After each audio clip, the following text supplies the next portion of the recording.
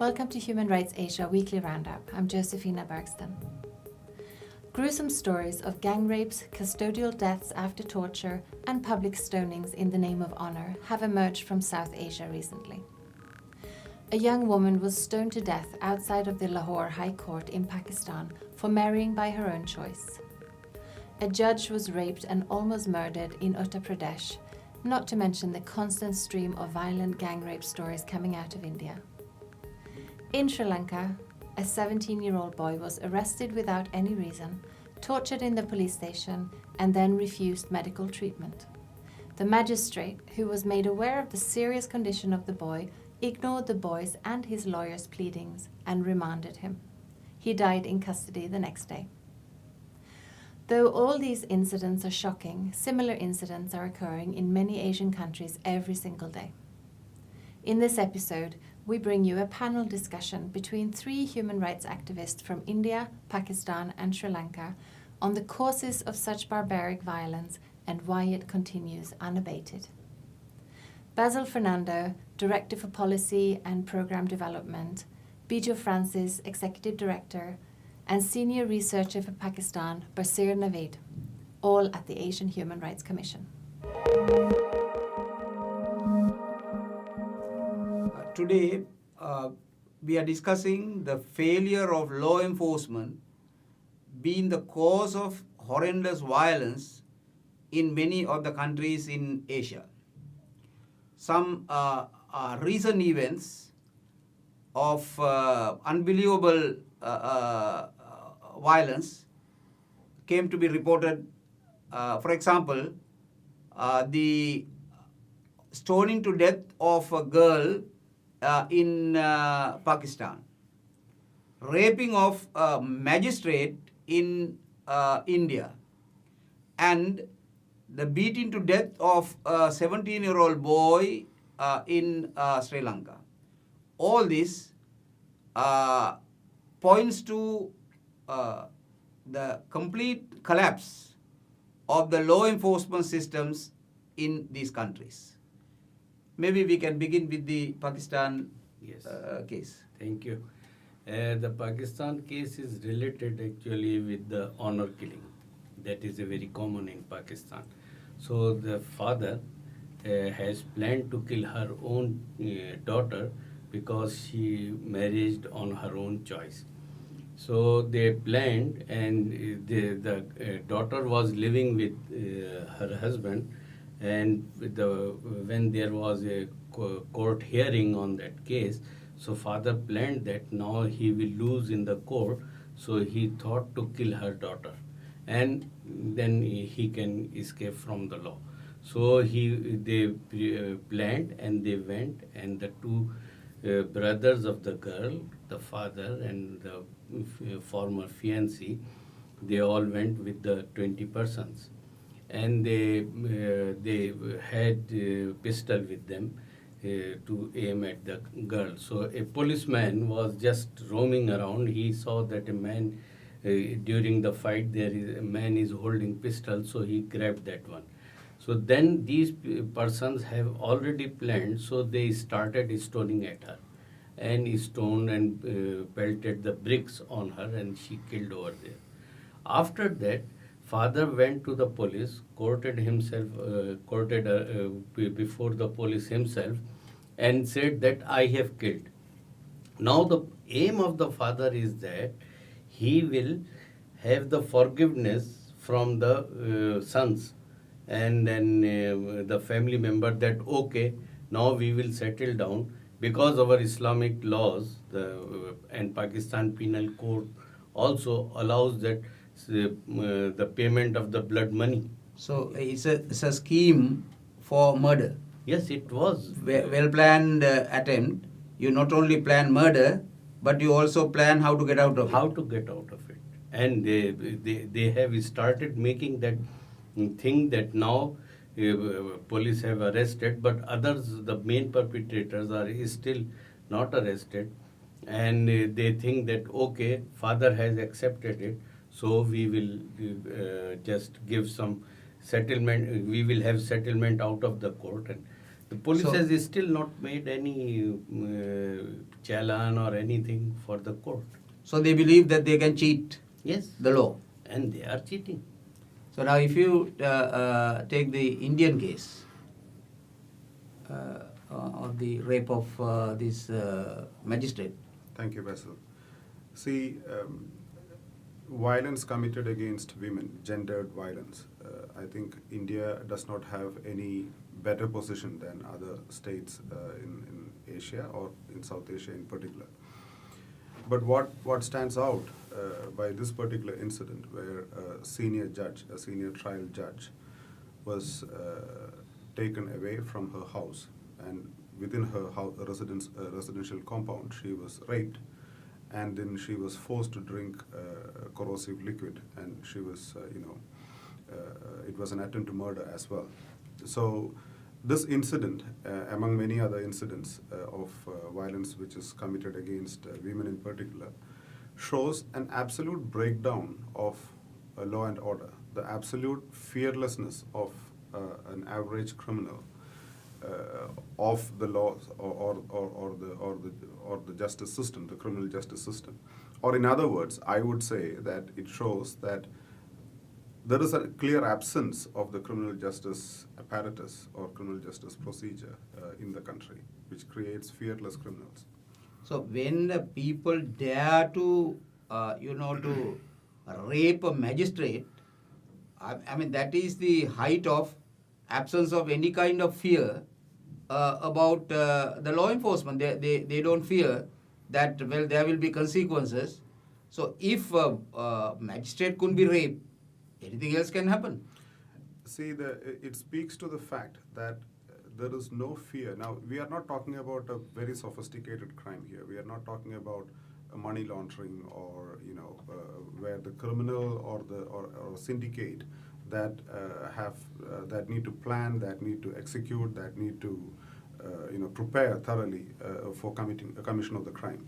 Here you are talking about a crime which, to a certain condition, can be also based on a momentous impulse. It is violating a woman. Now, the fact is this, that an average criminal or an average criminal mind in my country, in India, know that the criminal justice apparatus, the system, the law and order system, is simply incapable of investigating and prosecuting the criminal. So the chances of a person who commits a crime to escape from any form of punishment is much more as opposed to getting punished. So ordinary criminal know, or ordinary person, everyone in India know that the criminal justice apparatus in India has completely These failed. people know the weaknesses of the law, how to escape from the law. They use for this purpose, and they planned this in this way that law cannot arrest them. So this is, they know the ways. The weakest point of the law is the police. Is the police. And they will take bribes, they will be corrupt, they will connive with everybody. And the people, instead of having fear for the law, he is in fact laughing at the law enforcement. Yes. So that's the kind of situation. See, the conditions are such that now, when can there be a fear for the law enforcement? That is possible when the people believe that if there is a person having a complaint, can make a complaint, that the investigator or the complaint receiving authority is in a position to accept, is able to investigate the complaint properly. Now, every person in India for sure knows, rich or poor, knows that policing as an establishment is something that you can buy as a commodity in the marketplace. Yes, So you can pay money to the police if a case is registered against you to investigate the case or not to investigate the case. You know that the police officer simply, and the establishment, the institution simply does not have the capacity to scientifically investigate this crime. We are not talking about big advanced technologies. Simple investigative tricks or simple investigative skill that any law enforcement agency anywhere in the world should have is simply lacking in India. So what you have is an institution which caters for people who can afford to make the institution work, for which you have to be either very rich, or you have to be someone with a lot of political clout, or for some strange luck or misfortune, you end up a victim in a case, and and that you're fortunate that the case becomes a big media issue. But unfortunately, the fact is this, that not in all cases that is possible, and it doesn't happen in every case. So on an average level, the criminal justice institution does not function in India. So the result has been that everybody is looking into, particularly the rich, are looking into private security. Absolutely. And before doing crime, they inform the police, we are going to do this and help us. And they pay the bribe. So they know how to maneuver or how to use the law enforcement agencies. See, those This who is have nothing. those who have traveled in India, those who are from India know that when you go to any city, it need not be the metropolises, just Yes. local townships. If you are in any of these townships, if you check into a hotel, the lobby will be guarded by armed riflemen, not one, several of them. They will be just sitting around in the lobby, and we ourselves have seen this. Now, why should there be a private security apparatus had the state been responsible for ensuring the safety of the person and property of every citizen? Yeah, see in the case of Sri Lanka, the police just arrested the boy for no reason at all, 17-year-old boy. Probably they were trying to find some substitute for a crime they could not solve. And they beat them up so badly. And then even the magistrate, when she was told by the boy himself and lawyers that, I have a chest pain because of the beating, she ignored. And the result was that next day, the boy died in the remand custody. So that's the level to which all these have fallen. But unfortunately, like in Sri Lanka, as well as I think India and Pakistan, there is no public debate, no political debate about the issue of law enforcement. There are, of course, islands of good persons, good group of persons and good officers and so on. But in the generality, average Indian consider that police is a dangerous establishment to deal with, because by practice, by 64 years of practice, they have proven undoubtedly that police is nothing but criminals in uniform. And there are ever so many thousands and thousands of instances where cops have been shown to be working, conniving, conspiring, executing, and protecting criminals who commit horrendous forms of crimes. But And one thing, the police about people know. But actually, why law and why the government allows that to, why police is doing this, why they give the freedom to the police? Because that they also need impunity for their own crime. So they think that if impunity is all over, so where the law will work? So the politicians do not want law enforcement. No. Because they will get into trouble themselves. Yes. So that's the kind of danger in which the people are living in these countries.